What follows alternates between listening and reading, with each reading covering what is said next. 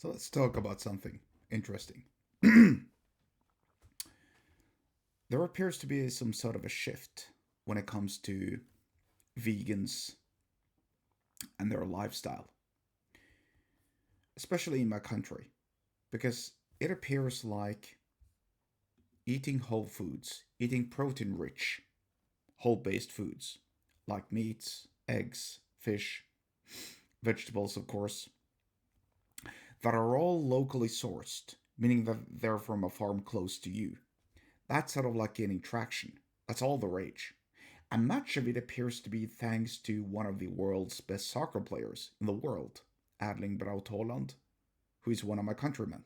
Now, I could fanboy all over Haaland all day long, but I'm not going to do that. Number one, because I'm really not a huge soccer fan per se, other than I like watching soccer or football when there's the World Cup, when there's the European Championships, etc. I like watching countries play each other. I find that fun. When it comes to foods and it comes to food habits, there appears to be sort of like a shift moving away from being vegan, being vegetarian, and actually eating meats. Meats containing protein, or excuse me, meats do contain protein. They contain nutrients. I mean, and they're obviously very healthy for your body. Now we're talking about non-processed meats here. I'm not going to dive into the whole topic about processed versus unprocessed or whole foods based meats. You should very well know that by yourself or of yourself, by yourself, I mean. If not, you can do some research because it's all out there. But it's kind of interesting to watch how this now has become a trend. All of a sudden, it's trendy to be actually healthy. It kind of looks like the generation that was all about climate change and being a vegan and not slaughtering animals, not killing animals because it's bad. All of a sudden, they've kind of like moved on in a way. And they're now more concerned with just living healthy, just living peacefully because there's nothing bad about eating foods, excuse me, about eating meat. It doesn't relate to violence per se, even though some nutcases probably want you to believe that. I mean, let's just take Greta Thunberg and Erling Braut Haaland. One is a convicted felon twice in Swedish court, as Greta Thunberg. Now, I think she was convicted for civil disobedience and had to pay, I don't know, some fines. Not very much. And I'm not saying that that makes her a bad person, but I am pointing out that she's an actual convicted felon and that she has therefore a criminal record.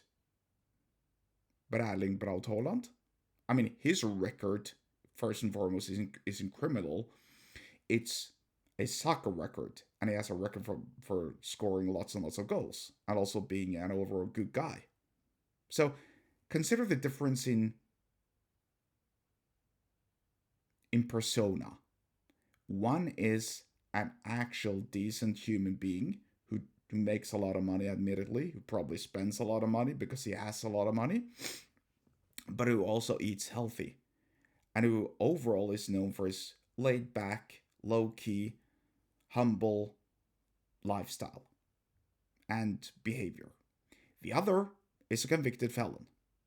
Now, I'm deliberately using certain words here, but just think about it, even consciously, even subconsciously. That makes you sort of like, think things through for a while.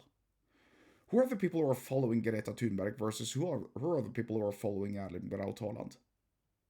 How do they differ? One group of people actually look like decent human beings. The other group looks very much like confused, weirded out, even outright dangerous, and very, very unlikable people. Really. And that's me saying that on the record. Now, I'm not saying one is good or bad, other than I surely fall into the category of people who choose to follow Erling Braut Haaland and his lifestyle. Now, I could go on for days probably about this, but I'm not going to do that. In summary, I'll just say the following because this video will come to an end pretty shortly.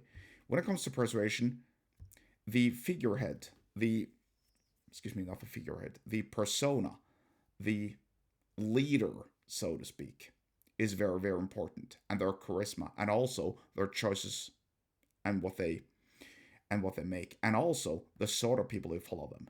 Think about that before you make a decision, and just make the comparison between people who are following Greta Thunberg and Erling Braut Haaland.